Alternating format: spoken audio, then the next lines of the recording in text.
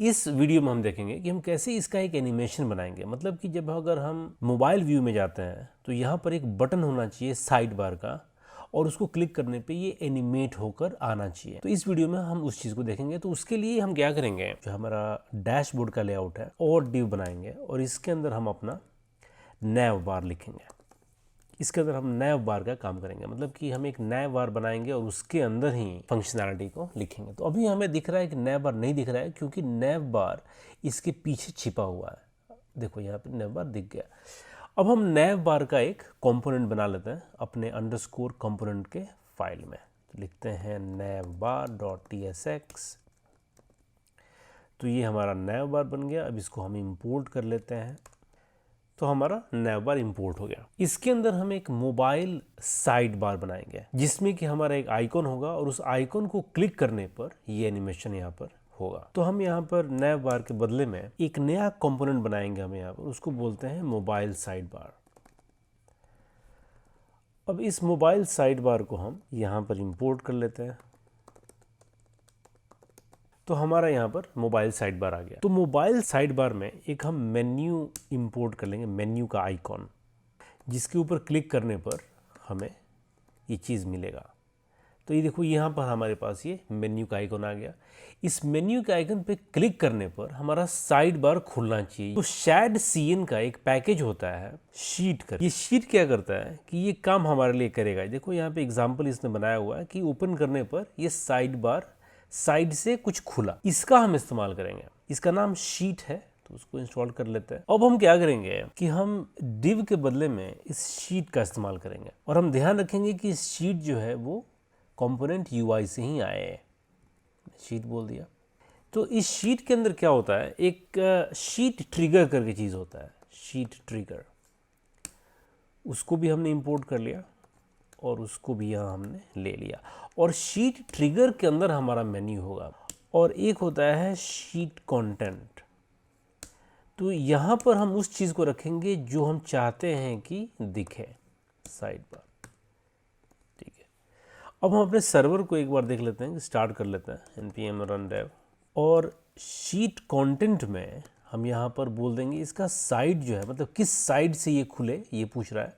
हम बोलेंगे कि लेफ्ट साइड से खुले। अब इस बटन पर आकर क्लिक करते हैं तो देखो हमारा साइड बार खुला, और इसको बंद करने पर ये चला भी जा रहा है। तो अब थोड़ा सा इसके हम स्टाइलिंग पे काम करते हैं। तो सबसे पहले हम जाएंगे लेआउट में, जहाँ पर हमने नैव बार को डाला है, और यहाँ पर हम थोड़ा स्टाइलिंग देते हैं इसका। तो हम बोलते हैं कि देखो भाई, ये जो हमारा नैव बार है, तो हाइट हम दे देते हैं 20। तो देखो कुछ हो रहा है क्या, तो हाइट कुछ इसने यहाँ दिया। अब इसको हम देखते भी रहते हैं। और मैं इसको बोल रहा हूँ कि देखो, जब ये मीडियम साइज पे रहेगा ना, तो इसका पैडिंग लेफ्ट दे दो 56, क्योंकि हमारा ऑलरेडी यहाँ पर जो हमारा मूव कर रहा है ना, उसके लिए। तो अब देखो यहाँ पर ये दिख रहा है, पहले यहाँ पर नहीं दिख रहा था ये।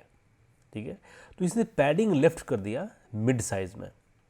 इसके अलावा हम बोलेंगे कि इसको भी हम फिक्स रखेंगे, चाहते हैं कि यहाँ पर फिक्स रहे, और इसका भी जो इनसेट वाई होगा उसको हम 0 बोल देंगे, और बोलेंगे कि इसका विथ फुल रहेगा, और इसका भी z इंडेक्स हम दे देते हैं 50। तो ये इस तरीके से अब यहाँ पर दिखना शुरू होगा। अब इसको हम वापस से अगर जाते हैं अपने व्यू में, तो ये ऐसे दिखेगा। जो हमने नैव बार बनाया है, इसका स्टाइलिंग थोड़ा सा हमें, तो हम नैव बार में आ गए। यहाँ पर हम थोड़ा सा स्टाइलिंग देते हैं, और स्टाइलिंग देते हैं पैडिंग के साथ। पहले हम पैडिंग थोड़ा देते हैं 4, ताकि थोड़ा ये ढंग से दिखना शुरू करें। तो यहाँ पर ये 4 दिख रहा है ऑलरेडी। थोड़ा एक बॉर्डर देते हैं इसको हम। तो बॉर्डर हम बोलते हैं कि भाई बॉटम साइड में हम बॉर्डर दे देते हैं, और हाइट दे देते हैं फुल, और इसको बोलते हैं कि भाई तुम इसको फ्लेक्स कर दो, और आइटम्स को सेंटर में रखो, और एक बीजी भी दे देते हैं वाइट कलर का, और एक थोड़ा सा शैडो दे देते हैं स्मॉल में। अब देखते हैं, तो देखो अभी हमारा साइड बार थोड़ा ढंग का दिख रहा है, और इसके ऊपर क्लिक करने पर हमारा साइड बार खुल भी रहा है। अभी इसको एक्सपेंड करके देख लेते हैं, तो हमारा यहाँ पर साइड बार आ रहा है, और इसके ऊपर भी साइड बार आ रहा है। तो यहाँ पर हम नहीं चाहेंगे कि साइड बार आए, उसको हम बाद में देखते हैं। पहले थोड़ा सा और ज़रा हम इसके डिज़ाइन को देख लेते हैं। तो इस तरीके से हमने नैव बार को किया।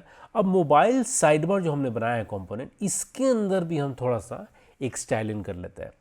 तो इसका शीट तो ठीक है, लेकिन जो ये शीट ट्रिगर है, जो हमारा बटन है, उसको हम बोलेंगे कि भाई यहाँ पर हमें कुछ थोड़ा स्टाइलिंग चाहिए। तो क्या चाहिए, मैं बोल रहा हूँ कि जब ये मिड साइज में आएगा तो ये हिडन रहेगा। ठीक है, मतलब कि जब ये मोबाइल व्यू में है तो ही ये दिखेगा। साथ में जब इसका पैडिंग जो है ना राइट में थोड़ा सा उसको 4 दे देते हैं और इसको थोड़ा सा एक कलर के साथ दे देते हैं, थोड़ा कलर के साथ खेलते हैं उसके ओपेसिटी के साथ।